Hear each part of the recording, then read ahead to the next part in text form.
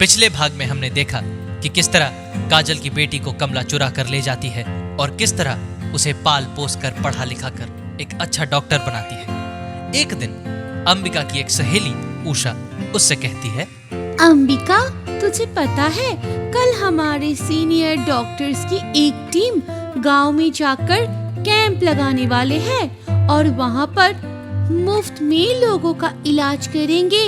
उस टीम में मेरा और तेरा नाम भी है। मुझे तो बहुत खुशी हो रही है। पहली बार ऐसे डॉक्टर बनके कहीं घूमने को मिलेगा। हाँ, खुशी तो मुझे भी हो रही है, लेकिन मैं अपनी माँ को ऐसे छोड़कर कहीं नहीं जा सकती। वो बहुत बुरी हो गई है और मेरे अलावा उनका कोई भी नहीं है। अरे अंबिका, तू एक काम क्यों नहीं करती है? तू अपनी माँ को भी हमारे साथ ले चल। हमारे काम भी हो जाएंगे और उनका मन भी बहल जाएगा। और वैसे भी इतनी बड़ी बस में हम 10 लोग ही तो जा रहे हैं। बहुत सारी सीट ऐसे ही खाली होगी। माँ, कल हमारे हॉस्पिटल से कुछ डॉक्टरों की टीम गांव जा रही है। गांव में कैंप लगाकर हम लोग और लोगों की मदद करने वाले हैं और सीनियर डॉक्टर ने मेरा नाम भी इसमें दे दिया है।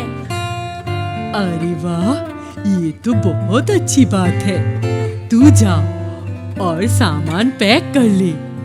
मैं तेरे रास्ते में खाने की कुछ सामान बना देती हूँ।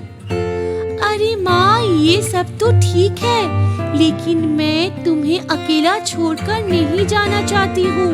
अगर तुम भी मेरे साथ चलोगी तो मुझे तुम्हारी चिंता नहीं होगी और मैं अपना काम अच्छे से कर पाऊंगी और तुम्हारा मन भी बहल जाएगा। मेरी बेटी का पहला मेडिकल कैंप होगा और उसमें अपनी बेटी का साथ मैं भी जा पाऊंगी। ये तो मेरे लिए बहुत ही खुशी की बात है। डॉक्टर साहिबा, मैंने सुना है यहाँ कैंप मुफ्त में सबका इलाज कर रही है और यहाँ से हर कोई दवाइयाँ ले सकता है। क्या ये सही है? हाँ, सही सुना है आपने। यहाँ से हर कोई दवाइयाँ ले सकता है और वो भी एकदम मुफ्त में। इसीलिए तो ये कैंप लगाया है। हमारे गांव में काजल नाम की एक औरत रहती है। वो बहुत दिनों से बहुत बीमार है। मंदिर के आंगन में पड़ी हुई है। उसका अपना कोई नहीं है। बेटी, अगर तुम उसको कुछ दवाई दे पाती तो बड़ी कृपा होती। मुझे उस बेचारी पर बहुत दया आती है। अगर किसी ने उसकी बेटी न चुराई होती तो आज तुम्हारे जैसे ही उसकी एक बेटी होती। हाँ हाँ, बिल्कुल, इसीलिए ही तो ये कैंप लगा है, ताकि हम गरीबों की और लाचारों की मदद कर पाए।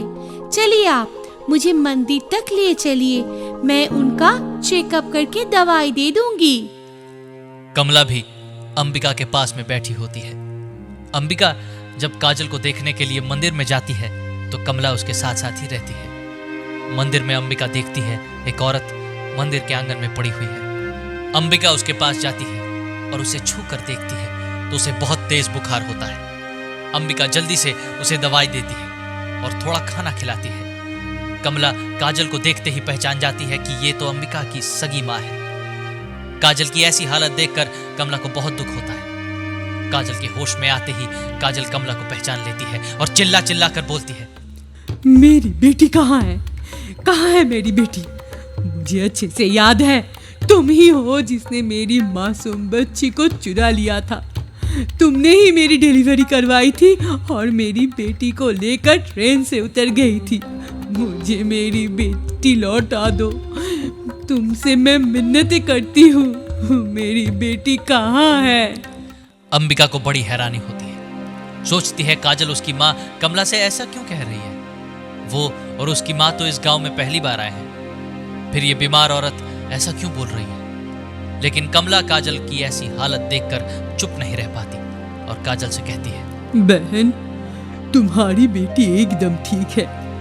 मैं एक विधवा औरत थी। मेरा भी कोई सहारा नहीं था, इसलिए कोई मेरा सहारा बने, एक बच्चा हो, ये मेरा सपना था। लेकिन पति के बिना ये सब नहीं हो सकता था। इसलिए मैंने उस रात जब तुम गहरी नींद में सो रही थी तो मैंने तुम्हारी बच्ची चुरा ली थी।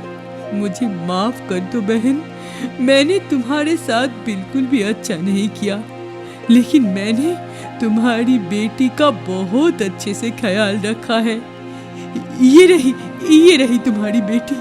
मेरी अंबिका ही तुम्हारी बेटी है। माँ, ये तुम कैसे बातें कर रही हो? तुम मेरी सगी माँ नहीं हो। ये औरत, ये मेरी माँ है। हाँ मेरी बच्ची, ये औरत ही तेरी सगी माँ है। मुझे माफ कर देना मेरी बेटी। मैं बच्चे की लालच में इतनी अंधी हो गई थी कि मैंने उस समय तेरी माँ के बारे में बिल्कुल भी नहीं सोचा था। लेकिन अब मैं समझ चुकी हूँ कि मैंने काजल के साथ बहुत गलत किया था।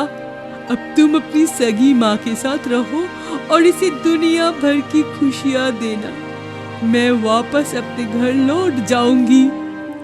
काजल अपनी बेटी अंबिका को देखकर बहुत खुश होती है।